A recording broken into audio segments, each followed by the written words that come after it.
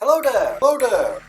Welcome to watching VideoGaming Father's channel and a video review of a science fiction tower defense game with RPG elements called Alien Shooter TD. You will find an interesting science fiction story there where you need to use your elite troops to fight with the invasion of bloodlust aliens.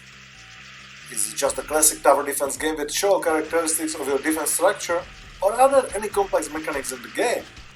Is it a challenging yet not frustrating game? Won't you be overwhelmed by the ridiculous number of activities that you need to manage to do at the same time? You will find there a lot of variable enemies and defense structures. Just bear with me and you will get all the necessary information to decide yourself whether it is worth trying or if it simply does not meet the standards for funny tower defense game.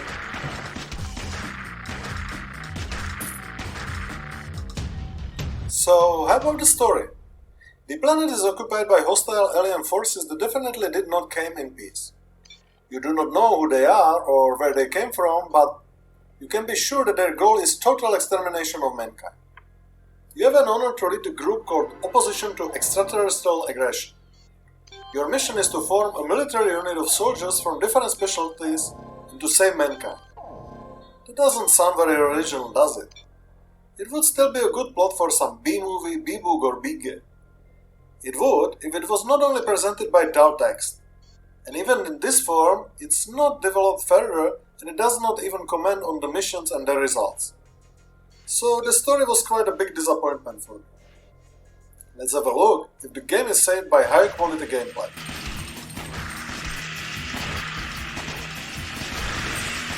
In its core you play a classic tower defense game where you deploy your defense structures along the predefined path or paths that enemies use to get to the exit that you need to protect. The new defense structures are bought for the credits that you earn for killed enemies. The stronger the enemy, the more credits earned for killing. But here the similarity with the common tower defense games ends. The first difference is that you do not build some kind of towers, but you deploy the soldiers that you hire before the start of the mission. There are 7 different types of military units that you can hire. SWAT with the shotguns lethal with short fire range, but due to spread of their shots they can hit multiple enemies. Marines with rapid fire automatic weapons that are effective against armored enemies but consume the ammo faster than children their favorite ice cream. Tactical forces with flamethrowers slowing down the enemies and inflicting continuous long-term damage, and snipers with low fire rate but able to hit the vulnerable parts of the enemies from greater distance. There are also heavy forces and energy forces, but I have not got to them yet.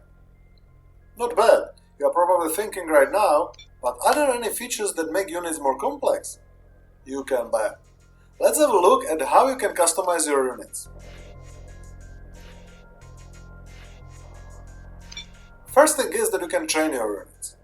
Every unit has its skill tree where you can increase the range of magazine capacity, damage to armor, or invest the skill points to some special abilities like explosive shots for SWAT, hand grenades for marines, or accurate shots for snipers. As in almost every skill tree, you need to develop the basic abilities first to get to the advanced ones. Each ability has 5 levels of improvement. How do you get to the skill points for your units? You are buying them for the money that you get for successful missions or that are sometimes dropped by killed enemies. You are also using the money for hiring new types of units. They are not cheap, but once you hire the unit type, you can use it for any mission and deploy as many soldiers of this unit type as you wish. And that you have the credits for, of course. The other thing is that each unit can carry 3 weapons, and once they are in the unit inventory they can be switched not only between the missions but also during the missions themselves. Very good idea, as you can at least somehow react to the situation on the battlefield. Each weapon is characterized by the damage, armor damage, fire rate and fire range. Each weapon has also 3 levels of upgrade. For upgrading weapons you need the money but also special resources. Energy blocks, metals and blueprints. You collect them on the battlefield. Each weapon also has defined the cost of ammunition into it. Once the soldier is out of ammo, you need to buy it for the determined amount of credits. Otherwise it will become only a harmless spectator, as the charming smile doesn't work. Another original idea by the way. You can also recycle the weapons to get some resources back to use them for better weapons afterwards. Besides the classic shotguns, automatic weapons or sniper rifles, you can also buy special supplies like landmines or explosives that can paint the walls with the blood of many enemies if placed in the middle of a big group of them. And last but not least, you can buy 4 types of supply crates for different prices that differ by number of weapons contained and the probability of rare, unique, or legendary weapons. This is the best and mostly only way to get the new weapon. As someone said that unpleasant word, loot boxes? Well, maybe in some kind of way, but luckily here you buy them only for in-game money, so you can fully enjoy the moment of surprise that you can find inside. So, the friendly units and their complexity is a big plus for Alien Shooter TD. How about the enemy units? Well, as complex your friendly units are, as shallow are the enemy units. You are fighting with various types of giant insects like spider worms, bugs or mantises. Some of them are fast but weak, some of them are slower but heavily armored. The thing is that the enemies are quite generic, they are not introduced in any way, and there is not any list of them describing their characteristics. It's a shame that the authors paid so much attention to the friendly units, but made the enemy units so anonymous. They are neither variable enough nor original. How about the gameplay itself? Well, it's quite simple. You have the world map where you can choose the mission, hire and upgrade the soldiers and their weapon before the mission, and select the difficulty of the mission between easy, normal and hard. The more difficult the mission is, the more money you get for its completion, and also the higher bonuses for saving 70 and 100% of the base, which actually motivates you to lose as few life points as possible. The game is challenging yet not frustrating, and it's good that you can select the level of difficulty before each mission. You start with some initial credits that you can use for buying the first few soldiers and moving them to predefined strategic positions. And then you let the first wave come. Each wave is stronger than the one before, and there are really strong waves of enemies in Alien Shooter TD. So it's normal to kill several hundreds or even more than thousands of enemies in each level. Every time your soldier is out of ammo, you need to click on buy to buy him a new magazine.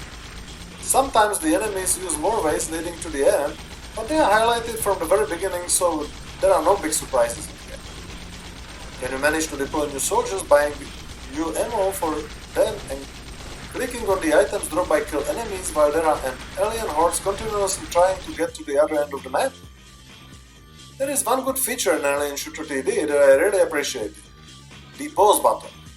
You can pause the game anytime, but an ammo for your soldiers and strategically think that the best spot for your newly bought soldier is to cover as great an area of the battlefield as possible. Very useful thing that saved me from frustration many times. Once you finish one mission, you can buy the upgrades for your soldiers or their weapons and start the next mission on the world map. Simple but entertaining most of the time. How about the game audio visuals? The graphics of the game are quite good. You see the scene from the isometric view, and it seems that the authors are still using the same engine that was used in many shooters from their production. So it might be a little bit dated, but detailed enough, especially when it comes to blood effect, and I would say that it's sufficient for a tower defense game. Just a little bit above the average. As for the music and sounds, they are average at their best. Music is dynamic and fits the game, but there are only a few tracks, so they will start to repeat quite soon. The sounds of the weapons are okay, but the minus is that the soldiers stay silent. It would really help the atmosphere if they would comment on the actual situation, shout, and so on. So is Alien Shooter TD worth your attention? Despite its flaws, I would say so. On the plus side, there are quite complex options on how to improve the skills of your soldiers, a wide variety of upgradable weapons, the ability to carry 3 different weapons by each soldier that can be changed during the game, balanced economic model, 3 levels of difficulty, and short but intense missions. On the negative side are shallow story and its presentation, generic enemies and environment, mediocre music, and no dubbing for your soldiers, which degrades the game atmosphere. Alien Shooter TD cost about €8 on Steam, and I think it's worth the price considering quite complex RPG elements and the number of missions. Is it suitable for family playing? Well, it's quite a violent game and there is a lot of blood in it, so I would not recommend it for children younger than 10 years. Authors of many shooters prove that they can also make a good strategy game. I have enjoyed playing Alien Shooter TD despite all its flaws, and thus I'm giving it thumbs up, and VideoGaming Father's index 7+ out of 10. Recommended. Thank you for watching my video review. Please consider giving it a thumb up if you like it, and also subscribing to my VideoGaming Father's channel. Hope that you will visit my channel again soon. Bye!